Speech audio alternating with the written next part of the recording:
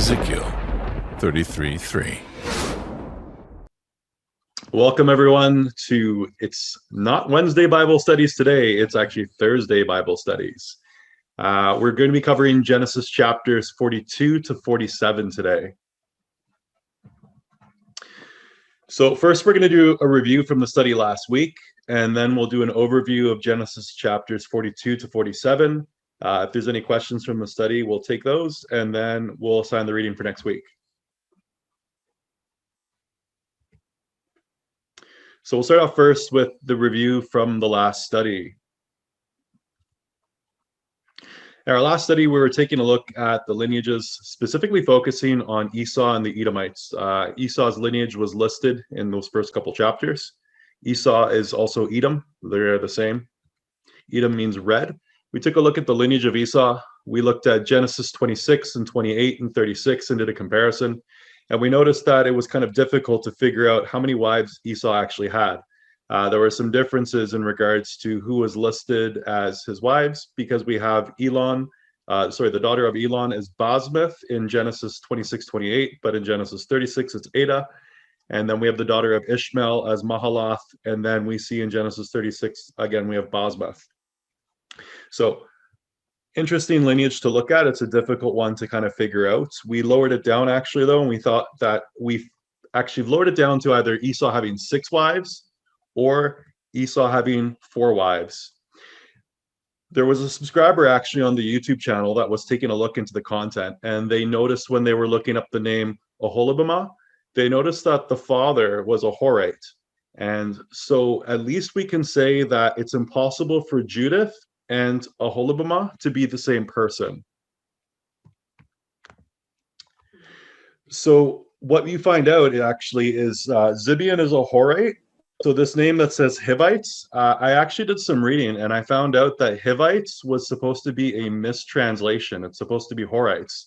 I read that in my studies, and then I came across this piece here where I saw the post was Zibeon was a Horite, and if Zibeon is a Horite, that means that this word Hivite is a mistranslation.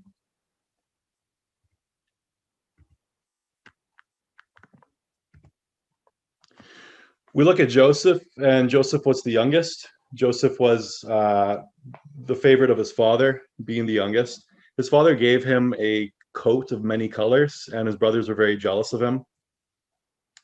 Joseph had 2 dreams. In one of his dreams, he had imagined that sheaves of wheat were in the field, and they had all bowed down to him.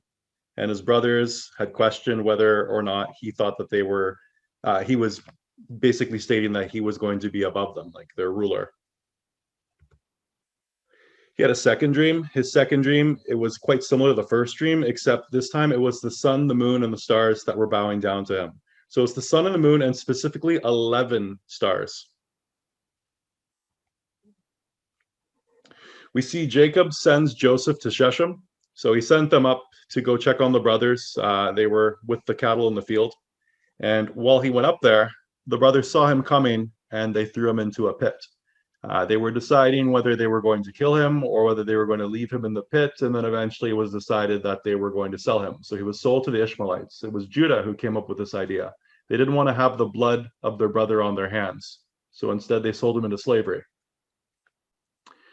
So Joseph was sold to the Ishmaelites for 20 shekels of silver. If you read, you'll notice that in one verse it says Ishmaelites, and the other verse it says Midianites, but the Midianites and Ishmaelites were actually traveling together. So this was where Midian's located. The Midianites kind of occupied this area here. So they must have been on some kind of a trade route if they were coming all the way up through Shechem and then coming down into Egypt. When the brothers returned, they brought their brother's robe and they covered it with goat's blood. And their father believes that Joseph is dead. So Jacob is now mourning the loss of his youngest. The Ishmaelites sell Joseph to Potiphar. So Potiphar was a powerful man in Egypt. He wasn't the pharaoh, but Joseph was working for Potiphar. Potiphar was the master of the house.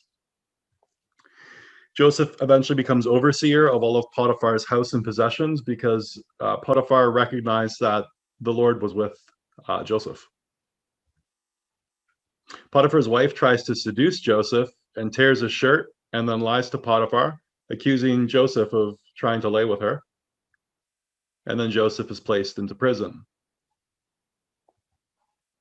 Joseph meets a cupbearer and the baker of the Pharaoh. They were put into prison with him. And while they were in prison, they shared with him the dreams that they had. And Joseph was able to explain what those dreams meant.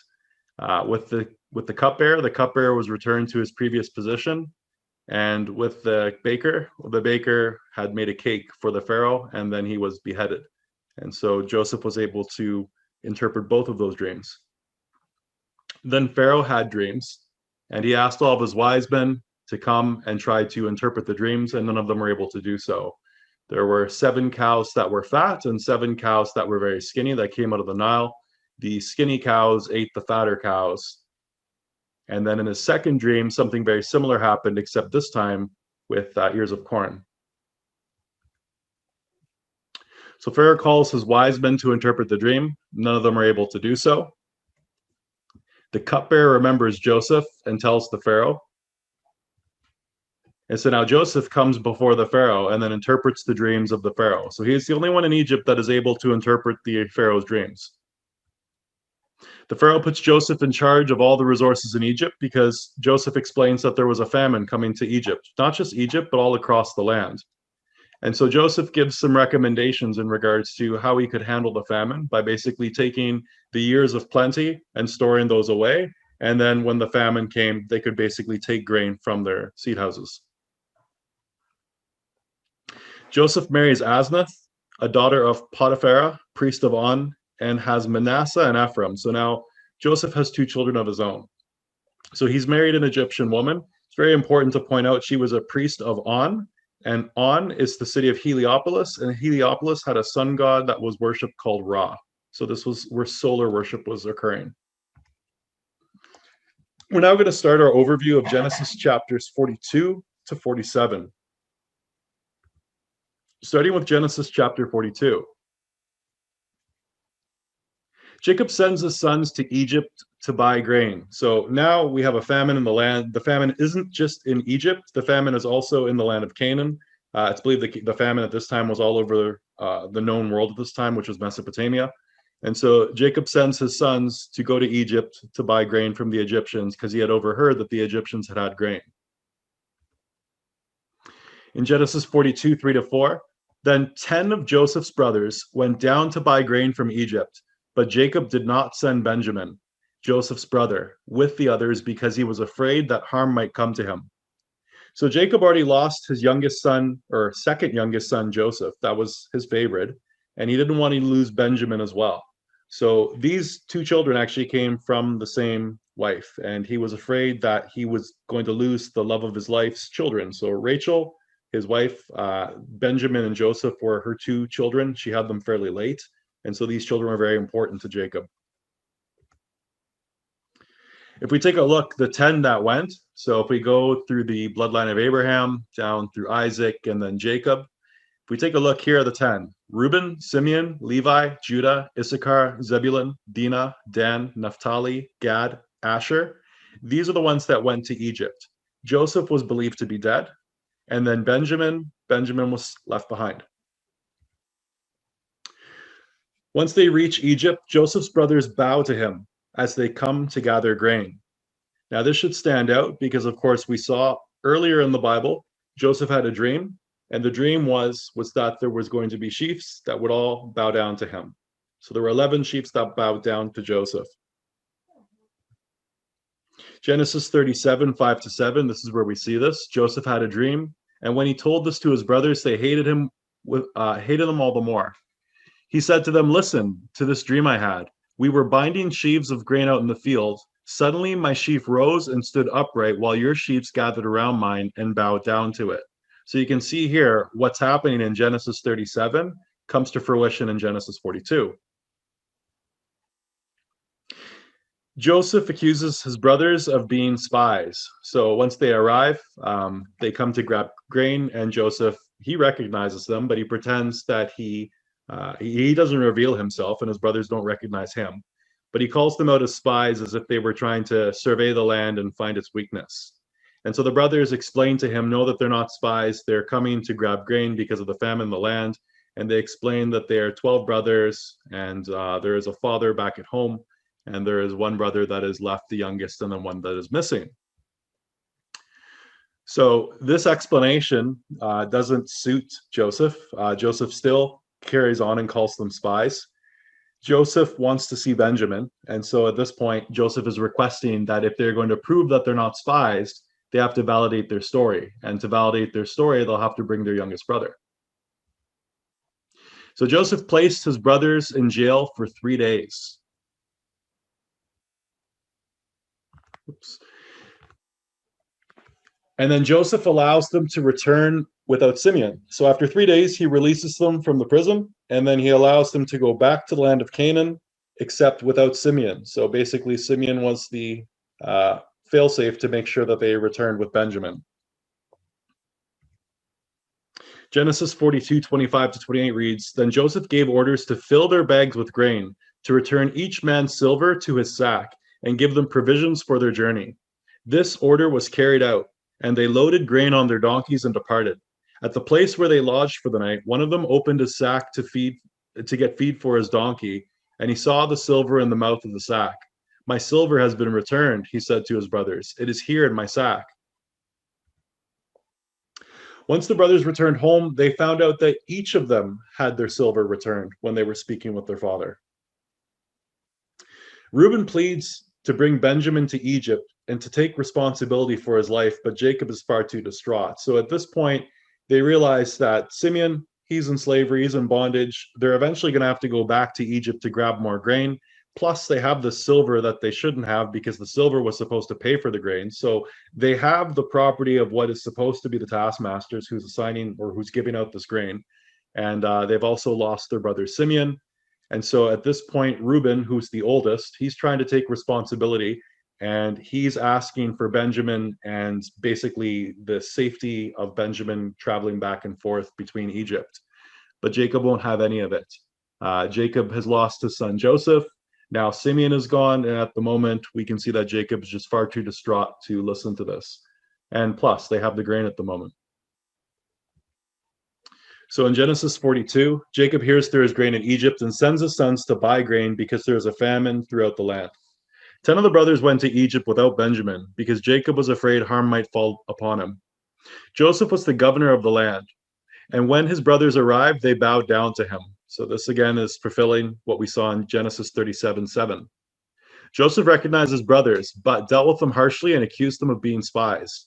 The brothers shared that they were 12 brothers of one man, one is no more, and the youngest was with the father. Joseph continued to call them spies and desired to test them by having them bring their youngest brother. Joseph locked them in jail for 3 days and then let them all return home to grab their youngest brother, but having to leave Simeon behind.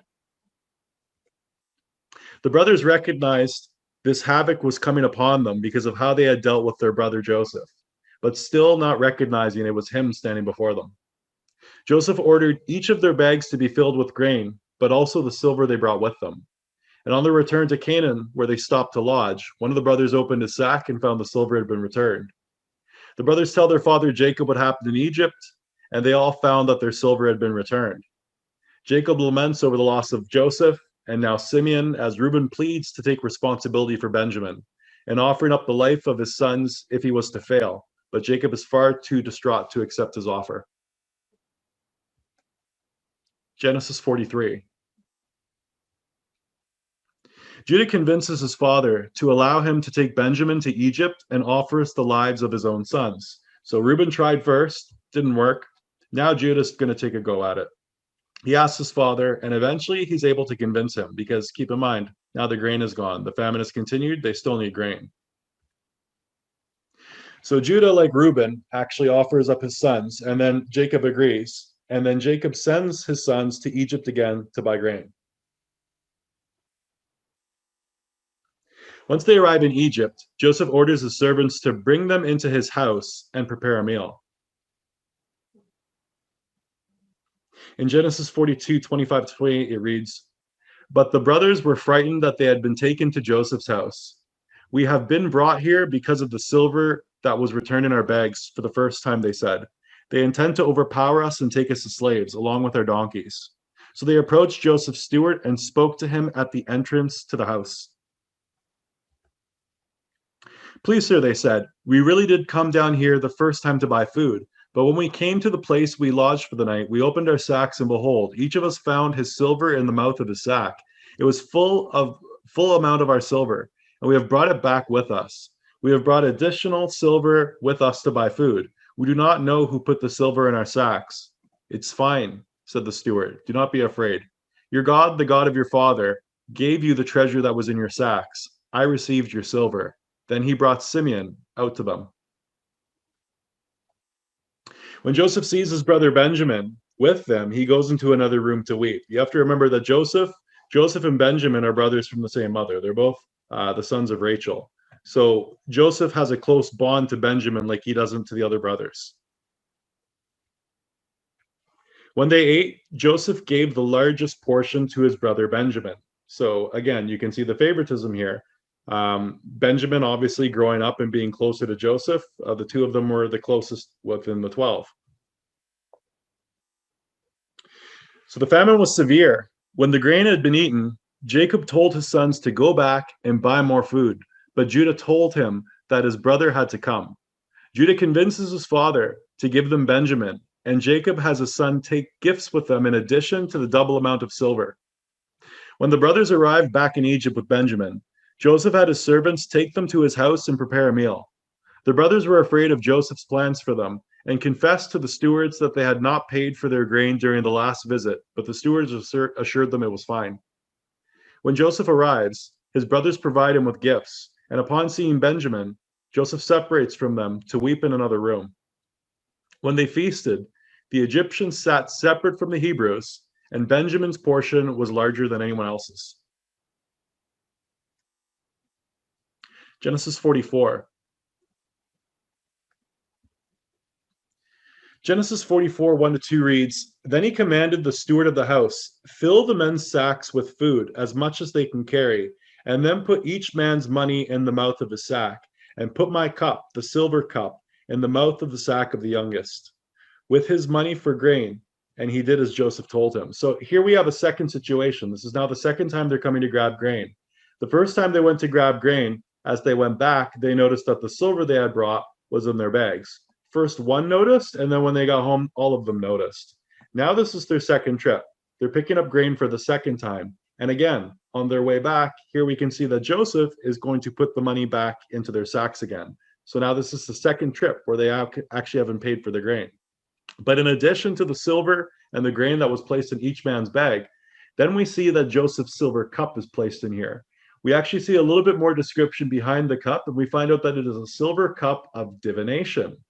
The question becomes, why did Joseph have a silver cup of divination when divination was something that was not supposed to be practiced? The answer is this. You have to remember that he married an Egyptian. He married a daughter of a priest of On.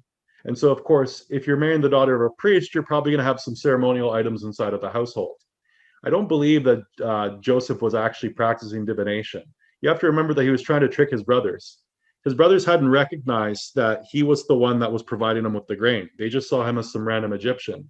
And so, of course, by taking the silver cup, this divination cup, and sticking it within their belongings, this would obviously be a prized possession to a priest, because if you're going to perform divination, you have a specific cup to do so. So this wasn't just any piece of silver. This was something that was very important. And so I think what's going on here is Joseph is actually trying to get a little bit of revenge on his brothers for what they had done to him. And so it would be typical that if an Egyptian priest had a divination cup and that had went missing, it was of great value. So he knew that this would put them in a very awkward position. At daybreak, as they leave, Joseph's servant pursues them. So this points more towards the divination again.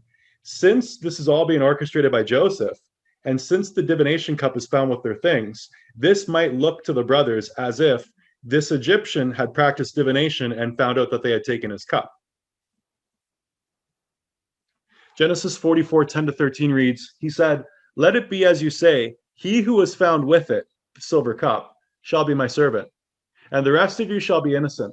Then each man quickly lowered his sack to the ground, and each man opened his sack. And he searched, beginning with the eldest, ending with the youngest. And the cup was found in Benjamin's sack. Then they tore their clothes, and every man loaded his donkey, and they returned to the city. This is actually quite common in Israelite traditions. In the Bible, you see this quite often when people are grieving. They'll tear their clothes. They'll say they rent their clothes or tore their clothes. So that's what you're seeing here. It's a sign of great amount of grief. Sometimes what you'll see in parts of the Old Testament is they'll wear sackcloth, which is like kind of like a potato sack, and they'll cover their face with ash, and then they'll be somewhere and they'll weep. So then they return back to Egypt to face Joseph. So the servant brings them back. Obviously, when they found the cup within Joseph's items, or within Benjamin's items, they all go back to Egypt to now face Joseph. This is where Judah falls before Joseph and tells them their story and offers to be a slave in place of Benjamin. So Judah basically lets the entire story befall upon Joseph, tells them about their voyages back and forth to Egypt and everything that has happened. And ultimately, this, I think, is what Joseph was looking for. You have to remember that going back, who was the one that actually sold Joseph into slavery? Well, that was Judah. And so here it's Judah that's offering himself to be a slave in place of Benjamin. I think this is the learning lesson that Joseph was looking for, because this obviously warmed his heart enough to reveal himself, because right after this is when Joseph reveals himself. Genesis 37, 26 to 27. So this is when Joseph was sold. Judah said to his brothers, "What will we gain if we kill our brother and cover up his blood? Come, let's sell him to the Ishmaelites and not lay hands on him. After all, he is our brother, our own flesh and blood." His brothers agreed. So you can see by Judah coming forward and trying to make amends and explain the situation with this, what he thought was just an Egyptian. This is what warmed his brother's heart, Joseph, because he could see that Judah obviously had learned his lesson. Genesis 44, Joseph told his steward to fill their sacks with grain and silver, as well as to put his silver cup in Benjamin's sack, so his divination cup. At daybreak, as the brothers leave to Canaan, Joseph has his steward pursue him and accuse them of stealing a silver cup. So, of course, if you're an Egyptian and you practice divination, this situation here looks like maybe Joseph, who is just an Egyptian to his brothers, had practiced divination and had known that this silver cup was in their bag. When the steward caught up to them, he told them if any of them had the silver cup, they would die and the rest would become slaves to Joseph. When the cup was found in Benjamin's sack, the brothers tore their clothes and returned to Egypt. Judah fell before Joseph as he decided to allow the other brothers to go home and for Benjamin to be his slave. Judah told Jacob the entire story of his father, some family history, and his need to return Benjamin, offering himself in place to be Joseph's slave. Genesis 45. Joseph reveals his identity to his brothers. So, in my opinion, it was that move that Judah did. Since Judah sold his brother into slavery, Judah had basically collapsed at the feet of his brother, confessed everything. Clearly, he knew he was guilty of sin of selling his brother. And now Joseph reveals himself to Judah and obviously the rest of the brothers. When the Egyptians overhear the Pharaoh arranges wagons to bring Joseph's family to Egypt. So obviously this is a very emotional scene that's going on between Joseph and his brothers. He sent his servants out of the room, but obviously all of the commotion had sparked the Egyptians' attention. And when the Egyptian servants had overheard what was going on, they spread message to the Pharaoh. The brothers then return to grab their father Jacob. So basically now they've remended the family.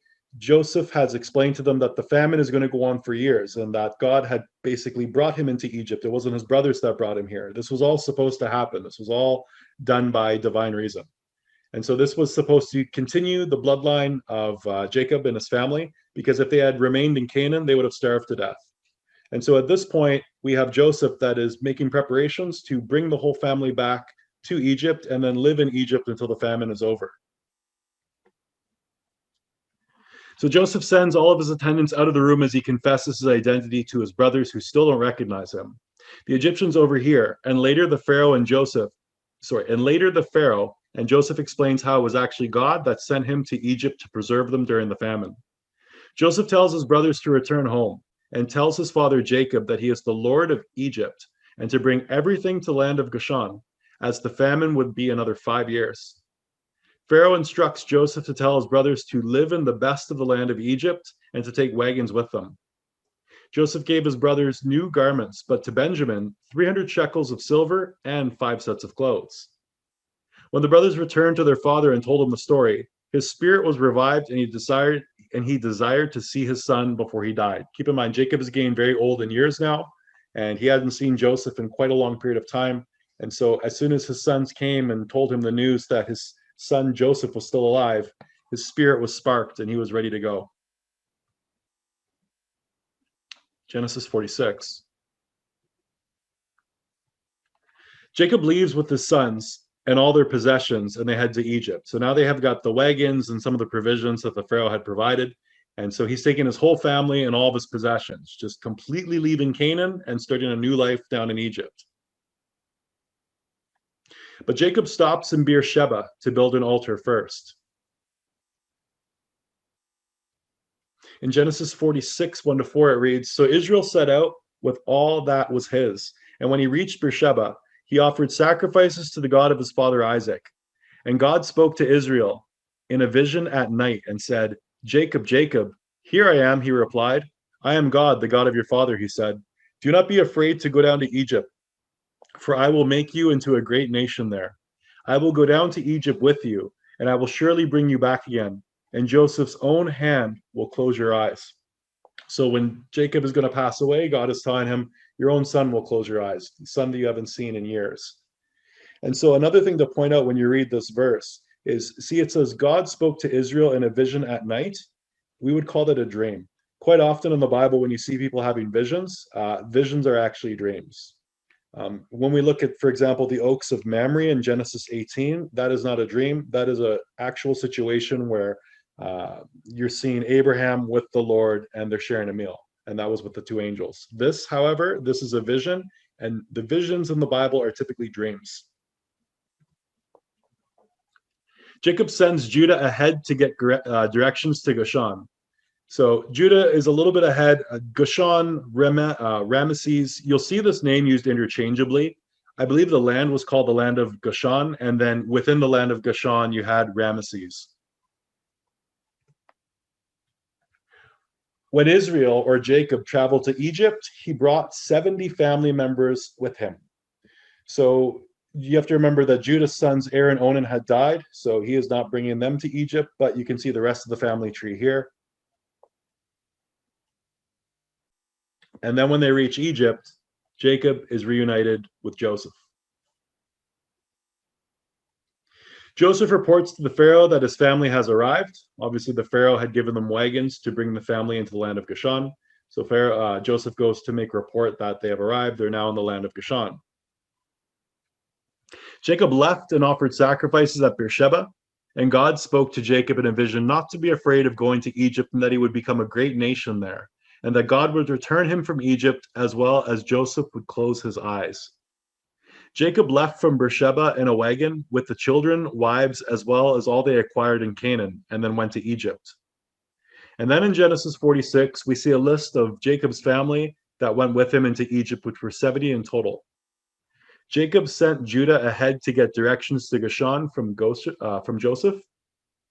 And then when Jacob's family arrived in Goshen, Joseph went to see his father, who wept.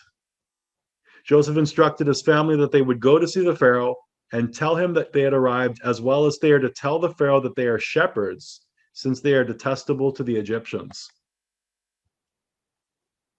Genesis 47. Genesis, I think I have the wrong number here.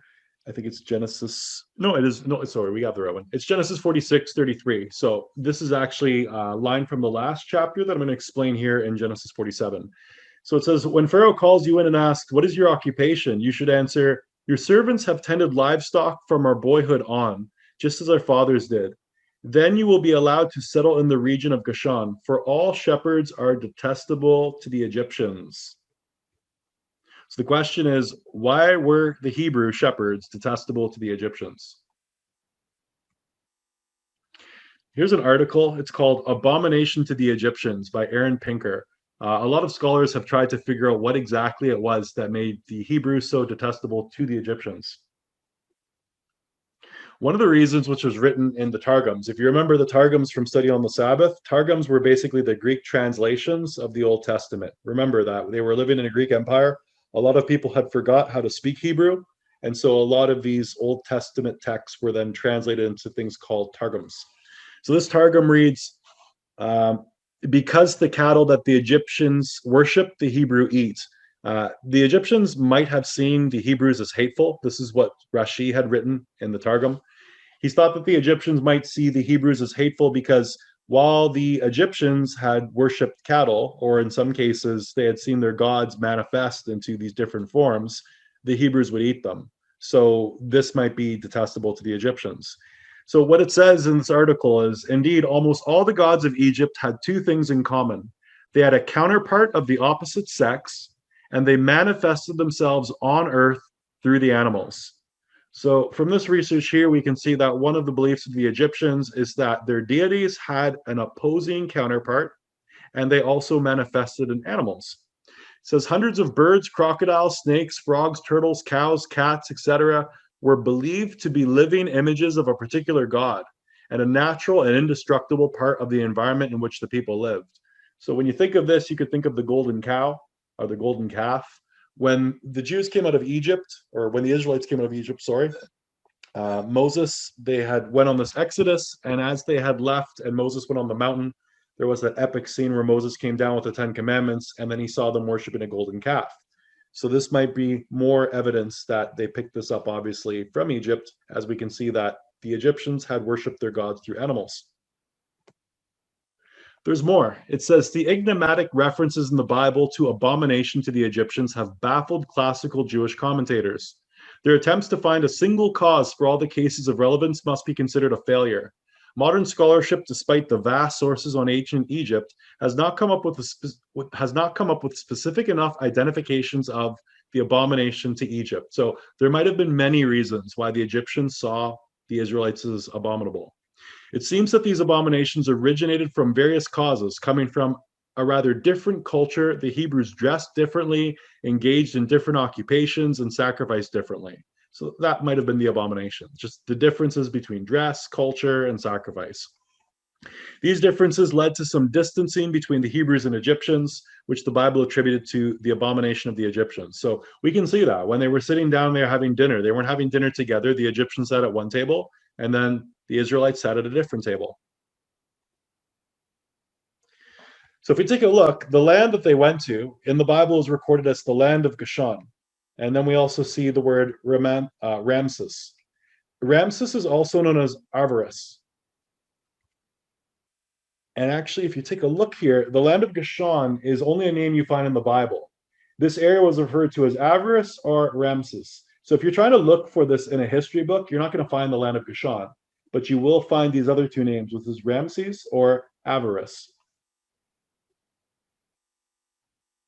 If you want to learn more about the history of the Israelites living in Egypt outside the Bible, a term that you would like to look up is Hyksos.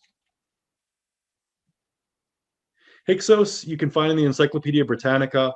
Josephus wrote about it as well. Josephus said, the name Hyksos was used by the Egyptian historian Manetho, 300 BC, who, according to the Jewish historian Flavius Josephus, translated the word Hyksos as king shepherds or captive shepherds. So it's quite likely that if you're looking through history and you're trying to find out, well, if there were Jews that were living in Egypt for this long period of time, there must be some historical proof of it. You want to take a look into the word Hyksos. We also see another example of Hebrew oath-taking. So God promised Jacob that not only would he go into Egypt, but he would return back to the land. But we know there's some partial truth to that. The truth is that Jacob died in the land of Egypt, but his body did not remain in Egypt. So the Lord was faithful in keeping his promise, because later we find that when Jacob dies, his body is brought by his sons back into Canaan to be buried, where their forefathers are buried in Machpelah. Genesis 47:29. When the time drew near for Israel to die, he called his son Joseph and said to him, if I have found favor in your eyes, Put your hand under my thigh and promise to show me kindness and faithfulness. Do not bury me in Egypt, but when I lie down with my fathers, carry me out of Egypt and bury me with them. So again, this is the plot of land that they had bought from the Hittites. This would have been in the field at Zor, and this was the field in Machpelah, the cave, sorry, Machpelah. Joseph told the Pharaoh his father, brothers, and their livestock were now in Goshen. Joseph presented 5 of his brothers to the Pharaoh, and he asked their occupation, to which he said that they were shepherds. The brothers explained to the Pharaoh that they had come to stay in the land for a while because of the famine throughout the land. Pharaoh told them they may dwell in Goshen in the best part of the land and be put in charge of his livestock. And Jacob blessed the Pharaoh. Jacob's family lived in Egypt in the land of Goshen in the district of Ramses, where their food was also provided for. The famine was severe, and Joseph had acquired all of the money of Egypt in exchange for grain. But after the people ran out of money, they still needed grain. So Joseph took their livestock. So now you can see this is how Egypt built up all of its power. This is how the pharaohs built up all of their power. It wasn't actually the pharaohs that built up their power. It was actually the Israelites. So Joseph and his management, and Jacob, obviously, with his sons who were managing the cattle, they were making, obviously, the Egyptians grow in more and more and more power. Not the people, but the leadership. And so basically what's going on here is we're seeing all the money, all the cattle is now going towards the Pharaoh. The people themselves, they don't really have much for possessions. All they have left is their land. As the famine continued, the people gave both themselves as well as their property to the Pharaoh in exchange for food.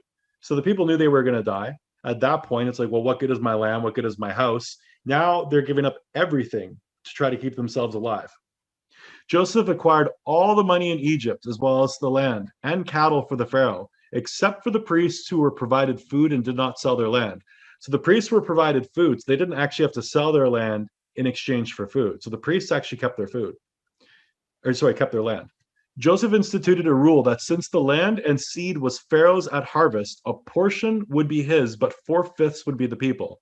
So since the people had basically sold everything to stay alive, the seed and the land that they were given where they were growing, 4/5 of it they could keep, and then 1/5 they would give to the Pharaoh. It's a pretty good deal. The Israelites acquired property and increased greatly in number living in Egypt. Jacob lived in Egypt 17 years and died at 147 years of age. So that means he came into Egypt when he was 130. Before Jacob died, he had Joseph place his hand between his thigh and promised not to bury him in Egypt. So this would fulfill what the Lord had told him, that he would come back to Canaan. I've got some bonus content, and this is called The Remains of Joseph. This is from the Times of Israel. Statue of biblical Joseph found. Story covered up. Professor Manfred Biatek has been digging at Tel El-Dabi in Egypt for over 40 years. He has identified it as avarice. So if you remember, we were talking about the land of Goshen. The land of Goshen shows up in the Bible, but that's not what the history books record. Avarice and Ramses are what you'll see in the history books. And here it says, he has identified it as Avarice, the ancient Hyksos capital. So where did we see all of the Israelites going? Well, they went to Avarice. They went to Ramses. And what is it? It's the Hyksos capital. Well, that's interesting because we had Josephus say that Hyksos meant shepherd king. Avarice is smack dab in the middle of the area the Bible calls Goshen, i.e., the area that the Israelites lived in prior to the Exodus. The word avarice means nothing in Egyptian, but in the Torah, Joseph is repeatedly called a Hebrew, Ivri, in the Hebrew language. He is also repeatedly and curiously called Ha'ish, the man, in other words. The word avarice may very well be related to Joseph, the Ish Ivri, or the Hebrew man, Genesis 39:14. All this is lost in translation when Joseph is simply called a Hebrew. Put differently, the so-called Hyksos capital seems to be named after Joseph, Ish Ivri, Avarish. So now you can see where the name came from. So this is what they believe this had looked like at the time. On the left-hand side here, this is the depiction of what they think Joseph looked like. So there was a statue here at one point in time, and this is the site. You can still see evidence that this ruler was wearing a striped garment made of at least 3 colors: black, red, and white. This was found in a tomb. The tomb was empty. This may be of a result of looting, but one can't help but recall that the biblical narrative explicitly tells us that when the Israelites left the Exodus, they took Joseph's bones with them. So if you take a look at Exodus 13:19, Joseph's body did not remain in Egypt. Joseph's body, after the Exodus, was taken out and was brought with them. So in other words, in order to fit with the biblical narrative, any tomb of Joseph in Egypt would have to be empty. So this could very likely be the tomb of where Joseph was, because the city matches. The name of the city could likely have come from Joseph. And then this is where we know the Hyksos were, which were the shepherd kings. So for next week, our reading is going to be just 2 chapters. It'll be Genesis chapters 48 and 50. I'm only doing 2 chapters this week because I want to keep Genesis and Exodus separate. And I'm also going to have a little bit of a Kahoots quiz. For our struggle is not against flesh and blood, but against the rulers, against the authorities, against the powers of the dark world, and against the spiritual forces of evil in the heavenly realms. Brothers and sisters, the sword is coming. If you hear the watchman's call, please repent and seek out Jesus Christ. There is still time.